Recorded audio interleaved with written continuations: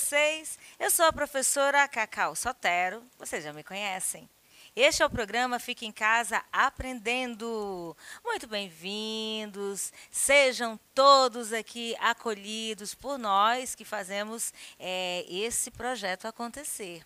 As nossas aulas exibidas aqui na TV Educação também podem ser revistas na plataforma Gonçalves Dias. E como eu digo, a melhor plataforma de educação do Brasil. Vocês concordam? Tenho certeza que sim. Hoje, nossa aula de literatura, vamos falar de simbolismo. Já vimos algo a respeito de simbolismo, como o próprio nome diz. Trata-se de caracterizar as coisas usando símbolos, né? Eu estou falando em caracterizar, mas talvez nem seja esta a palavra correta, né? Nomenclaturar, os autores aí trazendo a sua subjetividade, que muito embora algumas características tratam da objetividade, mas sempre há um pouco de subjetivo na hora de fazer, de criar um poema. Pelo menos eu creio assim. Simbolismo em Portugal, o contexto histórico deste movimento, ou desta escola, ou deste estilo literário, as características e autores e obras. Bom, não é um movimento assim tão extenso quanto o romantismo. Nós saímos dessa escala romântica, subjetivista, idealizadora, e entramos onde? No realismo, lembram? O realismo vem trazer as mazelas da sociedade, apresentar os problemas nos romances, e o naturalismo seguindo a mesma linha, todos em oposição ao romantismo. Todo mundo contra o romantismo, né, minha gente? Uma coisa assim muito que eu fico assim até triste, porque eu sou romântica. Verdade, declaradamente romântica. Embora, gente, o romantismo nos dias de hoje não tem muita coisa a ver com esse estilo literário, tá? O estilo literário romântico tem umas características que diferem do que hoje, contextualmente, você caracteriza como romântico, né? Uma pessoa romântica é considerada uma pessoa sonhadora, idealizadora, e isso se assemelha ao movimento romântico da época em questão, tá certo? E aqui o simbolismo, ele vem logo depois do parnasianismo, né? A gente tem romantismo, realismo, naturalismo, que vai diferir do romantismo, características opostas, trabalha mais com a realidade, próximo da realidade, como eu digo, trazendo, denunciando aquilo que fica obscuro na sociedade atual, como fome, miséria, questões de adultério, de prostituição, são revelados nas produções realistas. E o naturalismo trabalha também com as mesmas questões, mas do ponto de vista psicológico do homem. Lembram disso, né? As patologias. Então, vamos lá. Simbolismo em Portugal. Bom, as vertentes literárias estão inteiramente ligadas ao estado de opressão visto no país, vivido naquele país. Nós sabemos que o contexto histórico é importantíssimo, vai refletir em cada escola, em cada estilo literário da época. Por quê? Porque os grandes feitos, as grandes conquistas do povo lusitano, né, lá dos portugueses, vão ser deixadas para trás, além de uma crise econômica devido ao crescimento inglês. Por quê?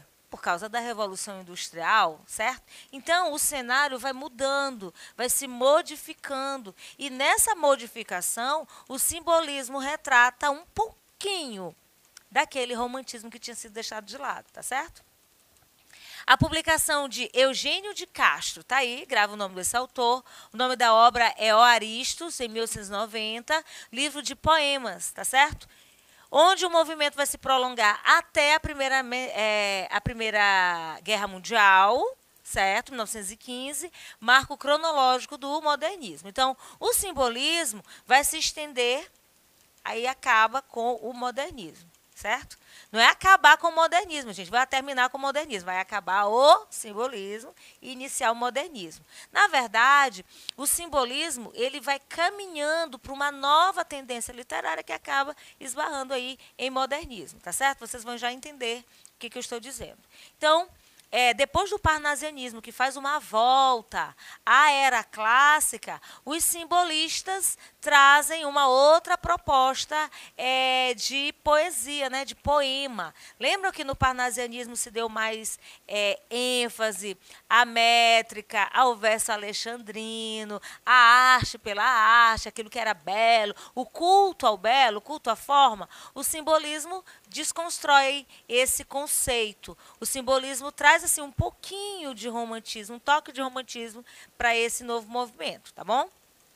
Então, nós temos o simbolismo surgindo no final do século XIX, apresentando uma nova visão sobre o mundo e, claro, isso vai apresentado nas publicações poéticas, né, nos poemas. Ao retomar características vistas onde no período romântico. Por isso que o simbolismo dá uma aproximada do romantismo, entenderam? Então, eu tenho uma sequência: romantismo, subjetividade, idealização, realismo, mais próximo da realidade, objetivista, naturalismo seguindo a mesma linha, parnasianismo, não vou denunciar nada, não vou tratar de nenhuma questão social nas minhas obras, eu vou só retratar aquilo que é belo e acabou a história. E me influencio, né, e me inspiro na antiguidade clássica, tá certo? Então, o simbolismo retoma características românticas que são negadas pelo realismo, pelo naturalismo e parnasianismo, certo? Como a subjetividade, só que ela vem agora de forma exacerbada, certo? E o aprofundamento das emoções. Vai para o exagero, gente. O novo movimento vem buscar o afastamento sobre questões materialistas, apreciando aquilo que é transcendental, aquilo que sai desse plano físico que nós vivemos, tá bom? A metafísica. Vida após a morte, como trabalhar esse paralelismo entre vida e morte, não no sentido de conflito, mas de querer entender, né, de querer transcender, tá certo?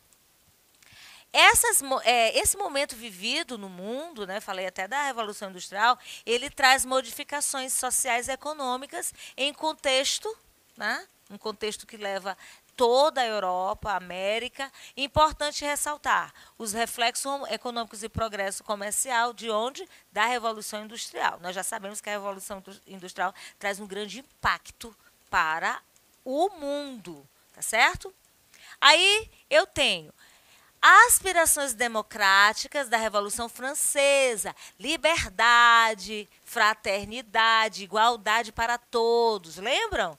Igualité, fraternité, pois é. Aquela questão aí lá da França. A Revolução Francesa desperta aí essas aspirações democráticas.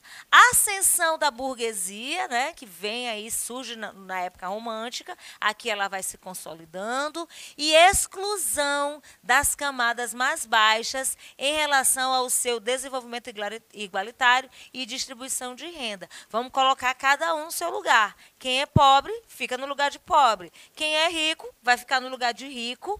E a burguesia ascendendo, no sentido de subir, de aparecer como uma classe social, tá certo?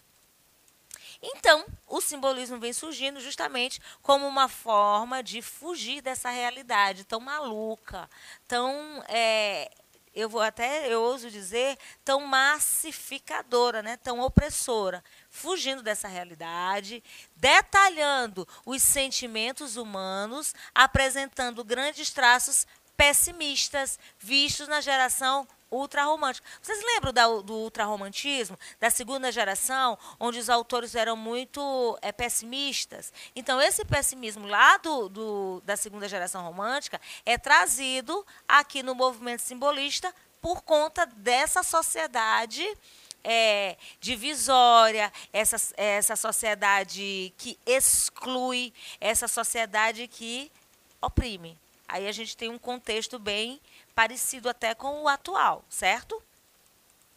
Então, esse momento do simbolismo é o momento da Bela Época, né? O Belle Époque francês, onde explode mudanças culturais, tecnológicas, por causa da Revolução Industrial, literárias, porque os artistas se posicionam e começam a apresentar em seus escritos características daquele momento, artísticas e, claro, filosóficas. Lembra que eu falei do transcendental, das questões existenciais, tudo isso aí vem surgindo. Você sabe que a filosofia trata muito do questionamento, trata muito da investigação acerca das coisas. Influência do autor francês Charles Baudelaire, Arthur Rimbaud e Paul Verlaine. São autores que se apresentam aqui como influência, tá certo? Nesse movimento simbolista. No país, os principais autores, né, em Portugal, Afonso Guimarães, Cruz e Souza, o grande autor abolicionista e importante crítico social para a questão da etnia brasileira. Nós estamos, gente, numa época onde existia escravidão, certo? Onde existia a exploração da mão de obra escrava. Então, nós temos o movimento abolicionista fazendo parte aí da composição literária. Quais são as características do simbolismo? Rejeição à ciência, materialismo e racionalismo. Subjetividade fica assim um pouco comprometida, né? Nesse sentido. Manifestações metafísicas e espirituais. Então, o subjetivismo tende para o lado espiritual da coisa. Negação ao naturalismo, aquele movimento que veio em sequência do realismo. Exaltação à realidade subjetiva. Então, eu pego uma realidade subjetiva e vou exaltá-la, certo? É interessante falar. Aquilo que é subjetivo é aquilo que é particular de cada um, não é? E eu não estou falando de idealização. Eu estou falando de subjetivo, a maneira particular das pessoas veem as coisas. Então, eu tenho uma realidade subjetiva exposta aqui nas minhas obras. Aliás, nas obras da época. Sublimação, tá? Você sabe aquilo que é subliminar? Aquilo que a pessoa mostra de forma sutil? Pois é. Subjetivismo, como já foi falado, uso de sinestesias e aliterações, figuras de linguagem que nós vamos tratar aqui no simbolismo, tá certo? Trabalhar muito com a questão dos sentimentos e repetição de fonemas, de sílabas, de letras. Musicalidade, muito importante. A questão da construção dos poemas, trazendo a musicalidade na hora da apreciação das obras. O simbolismo apresenta ainda uma percepção de mundo diferenciada, sendo mais subjetivo e sensorialista, tá? De sensações, tá? De percepções. Temática simbolista é mais ligada às sensações que às explicações objetivas. Por isso que a ciência fica um pouco de lado. E o místico, o transcendental. E a base desse sensorialismo é a poesia, buscando sugerir, por meio de sensações, o que é possível perceber no universo místico. Tá bom? Experiência mística vem sendo traduzida em sensações que nós, humanos, somos capazes de perceber por meio de 5 sentidos. Visão, tato, paladar, olfato. Então, aqui, quem são os autores? Eugênio de Castro, tá certo? A obra dele é dividida em fases, a simbolista e a neoclassicista, que é ligada ao arcadismo. Ele é autor dessa obra chamada O Aristos, que eu falei, marcado pelo uso de novas rimas, nova métrica, aliterações e riqueza no vocabulário. Quando eu falo novas rimas, por quê? Porque eu estou saindo do movimento parnasiano, que trabalhava com a rima, o verso alexandrino, todo categorizado, todo metrificado, todo certinho. Aqui a gente tem um pouquinho mais de liberdade. Os temas são marcados pela paixão fatal, pessimismo e necrofilia. Uma coisa bem mórbida.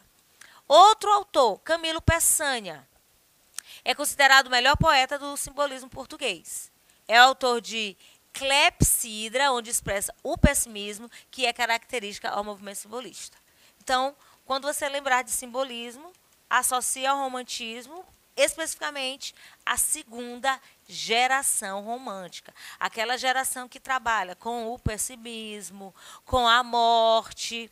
Agora, o simbolismo, além disso, trabalha com as sensações, trabalha com o transcendental, trabalha com o espiritual e o místico. Quando eu falo espiritual, não estou me referindo somente a questões religiosas, não. Estou me referindo também ao que é místico. E aquilo que é místico, aquilo que é espiritual, não é muito fácil de se explicar. Por isso que o simbolismo deixa um pouco a ciência de lado, tá certo? Outro autor é o Antônio Nobre.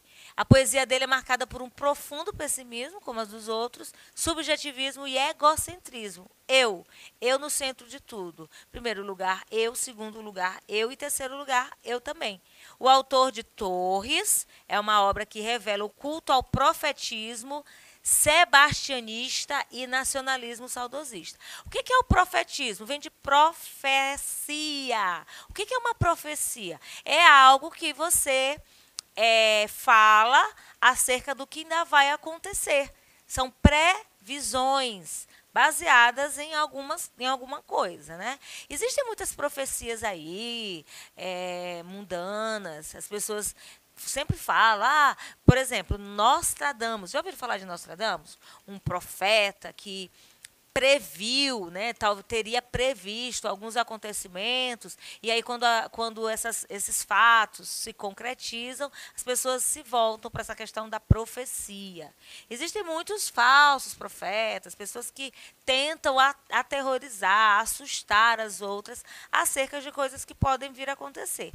Então, gente, a ciência também explica muita coisa. Hoje em dia, né, nós vimos há pouco tempo, ficamos até assustados acerca da possível erupção do vulcão, né, de um certo vulcão que traria uma onda gigante, né, um tsunami, e acabaria aqui com a nossa ilha de São Luís. É uma previsão baseada em ciência, tá certo? Então, existe a possibilidade, os especialistas disseram que essas possibilidades são remotas. Que bom. Bom, na aula de hoje, nós trabalhamos mais uma vez o simbolismo. Hoje nós só fizemos assim, trouxemos o simbolismo em Portugal.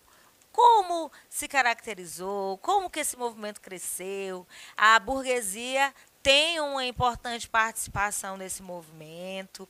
É o movimento onde se coloca cada qual no seu lugar, né? As classes sociais mais baixas vivem um momento de opressão. Os simbolistas, pensando nisso também, trazem, né, à baila, né, revivem a segunda geração romântica, que é a principal característica desse movimento. Os autores são pessimistas, individualistas, egocêntricos, e também é um movimento que retrata como é que eu vou dizer? A investigação, as reflexões, retrata esse misticismo que há por trás de muita coisa. Existe um ditado que diz: entre o céu é a mais... Peraí, deixa eu ver se eu lembro agora, até fugiu. Existem mais coisas entre o céu e a terra do que sonha a nossa vã filosofia. Existem muitas questões, por exemplo, as espirituais, as místicas, que nós não conseguimos explicar, não é verdade? Então, o simbolismo, ele se aproveita muito desse momento de questionamentos, de investigação, momentos onde a gente não tem assim, muita coisa a se dizer.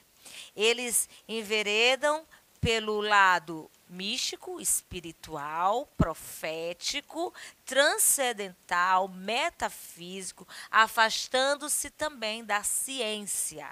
Lembrando que tudo isso acontece também por conta das questões sociais, econômicas, advindas com o processo de Revolução Industrial e ainda a Revolução Francesa.